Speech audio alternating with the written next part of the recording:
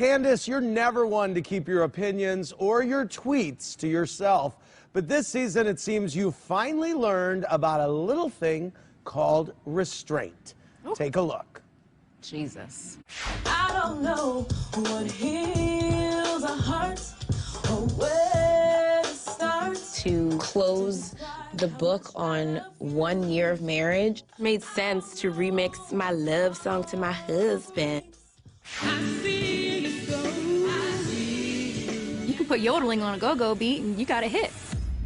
We're still holding off on the baby stuff for now. I'm ready. I'm almost ready. There's a part of me that envies Ashley knowing that she wanted to be a mom. Look at that little baby apron. It makes me want to have a little baby girl. That's beautiful. Yeah.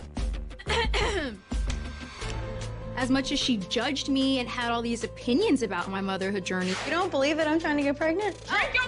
The day she gave birth, you tweeted, "Where is your income, Roach?" Do you want to apologize now? Apologize for what? Candiace, when you get on the Twitter, your hands are possessed by the Tasmanian devil.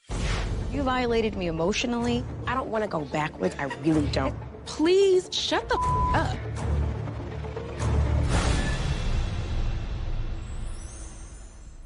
Candiace, I heard you finally moved out of Dorothy's house. You did? Yes. Is that true? You tell me. We'll talk about it when Chris comes out. Oh, all right. That is what we call a tease. Let's talk about your song. Congratulations. Thank you. How does it compare to Coffee and Love, would you say?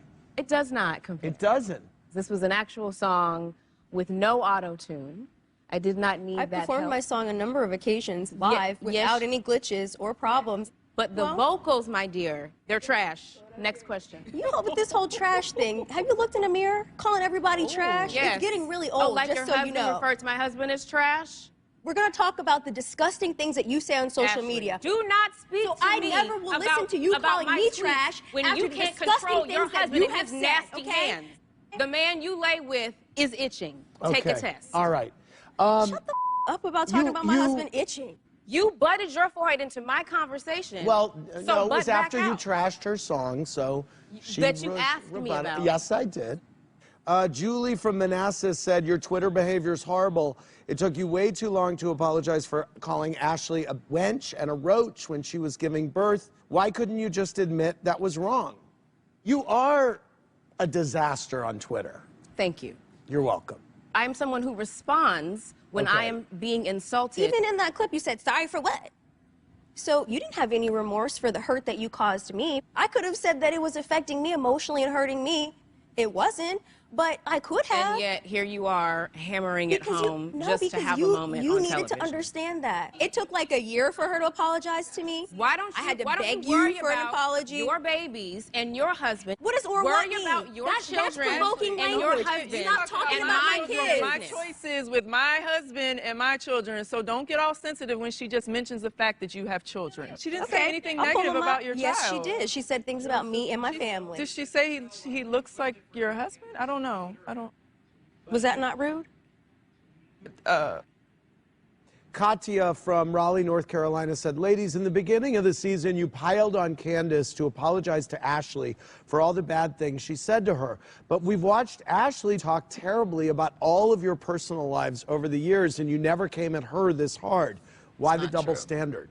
That's not true. Because Ashley would apologize. What makes you think these two grown women couldn't find their own path to each other and to have that conversation without us, you know, ganging up on them once again to make a conversation happen that was not supposed to happen? I disagree.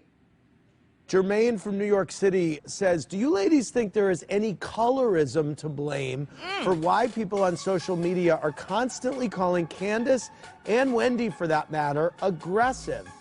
Why are you looking at me, Wendy? I'm looking at all of y'all to hear what your answer is.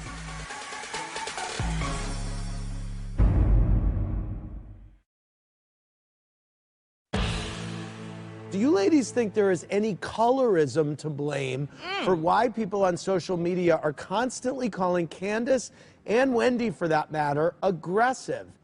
Why are you looking at me, Wendy? No, I'm looking at all of y'all. Don't look at me. I'm looking at all of y'all to hear what your answer is. Yeah. I've been called aggressive. I've been called aggressive. I'm aggressive. Caramel. Like, it has nothing to do with color. It's about judging the actions at that particular moment. I think that there's a history of certain words that are inflammatory that are often targeted and used for women. I think it's very interesting that Ashley continuously uses buzzwords. She says aggressive. Ferocious. She calls ferocious. A conversation that you initiated in an aggressive manner. Ashley, I just want you to know, after you use those terms with me, how many people inbox me, DM me, I don't know if you've ever gotten it, calling me all types of names, you bitter black bitch. When you use those terms, understand that it's a nod and a wink to certain people to say, this is what we're calling these women. Okay. I'm sorry, I did not know that aggressive and ferocious were just talking for black women. It has nothing to do with the black race, and that's about who you esteem. That's if a you're dog esteeming a whistle. population and you are putting them on a You think it's a dog and allowing whistle? them to determine who you are as a black woman, that's not on us. If you're doing something that's trying to incite a fight, Wendy, that was aggressive to me. We have to be aware the weight that our words carry and how it's perceived. Thank you, Robin. I will never refer to a brown-skinned or dark-skinned woman as aggressive because of her skin tone. There has to be a level of accountability to say, yes, I may not think that there's colorism, but I have a level of accountability as a fair-skinned person not to use certain terms. That's not really related to the word choice that I use. You always do it, and I'm putting you on notice. So let me ask you this. If a woman of color was acting aggressively, what would be the proper way to call that out or identify it? Something else. Be like, I feel like, as they call me. Maybe that's a better terminology. You refer to yourself as hood, so there's that. Maybe that's a better terminology. I don't know. I'm just curious because it's interesting. I mean, right. No, honestly, if you're describing a behavior, it is what it is. There is a plethora of words in the English dictionary that you can replace with aggressive. Just like if you're raising your child, they tell you don't tell your child you're a bad boy. You can say, you know what, these aren't good decisions you're making right now. So you can substitute words. Right. That's it. Just substitute It's definitely a delicate topic. Yeah, it really is. And that's what it's about, talking about it so we can be better in dealing with it. But it's difficult.